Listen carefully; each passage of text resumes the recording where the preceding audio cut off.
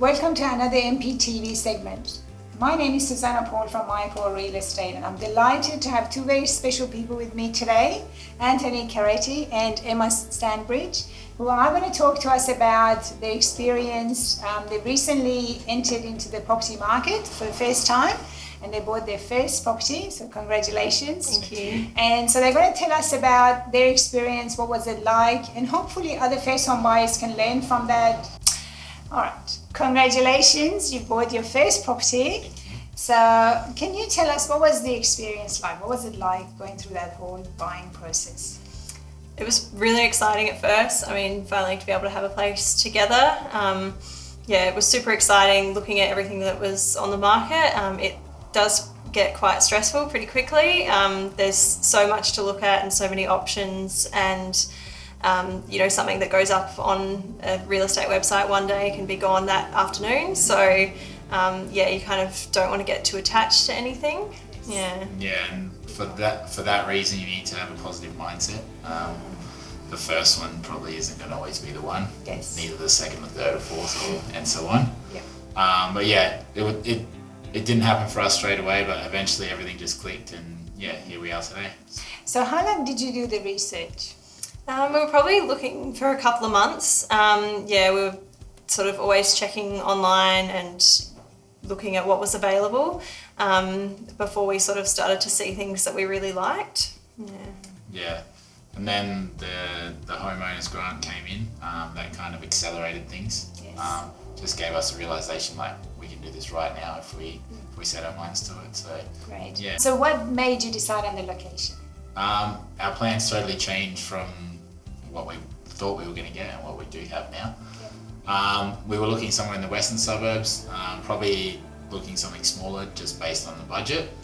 And then we ended up buying something in the hills. So we've got a block of land in the hills, build starting soon. So it's completely different locations, but it's worked out really well in the end.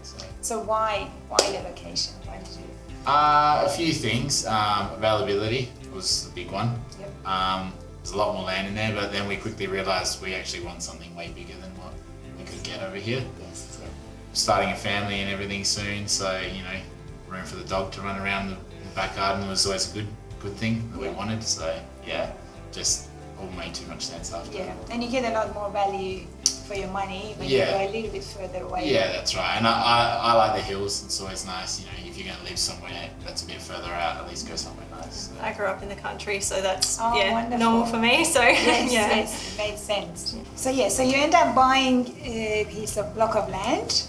What made you decide on the land over the house? Couple of things. I'm fussy. So having the chance to choose things you want in a house always sounded nice. Yes. Being that we can just start a loan on the land first and then keep trying to save up while the house is being built, that's always positive as well. So it just gave us a little bit more flexibility with time as well. Okay, so if you had to do this again, what would you do differently? Or if you had to advise someone else, what would you tell them? I think if it's not time sensitive, take your time. It's a really big decision, and I think for us, because we had to get it in by a certain time to get the grant, it was quite stressful because you're constantly looking. Being able to take your time is a big thing. Yeah. I would say set a budget of what you want to spend, whether it's a house or land in total. Especially with building, we're finding out there's lots of hidden costs. Yes. So setting a budget and then probably getting something way less than that is good because it gives you that little bit of flexibility. Like we're still in the building process and we're still adding costs and all that sort of stuff. So you set a budget and then you probably add another 10-20% on top. So you've got a bit of a wiggle room. Yeah, that's right. You don't want to be stressed out there like, can I pay for all this in the end when it's all done? So And so what did you learn from that experience? I think you need to just weigh up all the options because there's so many, whether you want a house and land, or you just want to buy land first and then build later, and just be open to change because it definitely can, and it might not be what you originally expected either.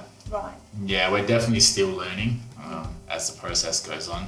So it's not like we know everything now, but asking for help definitely helps. You definitely helped along the way. So yeah, just knowing the right people, ask the right questions. Don't be afraid to ask questions. You know, people in the industry can definitely help. They do it for a living, so don't be shy and ask. Don't think, oh, I'm not going to ask because that feels like a stupid question. But so just doing all that, and then makes the whole journey smoother along the way. So fantastic, great. Well, the next thing is once the house is built, we have to meet you at your house. We have to throw a housewarming party. Yes, definitely. Congratulations. Thank you so much. Really appreciate it. And thanks again for watching, and stay tuned for our next episode.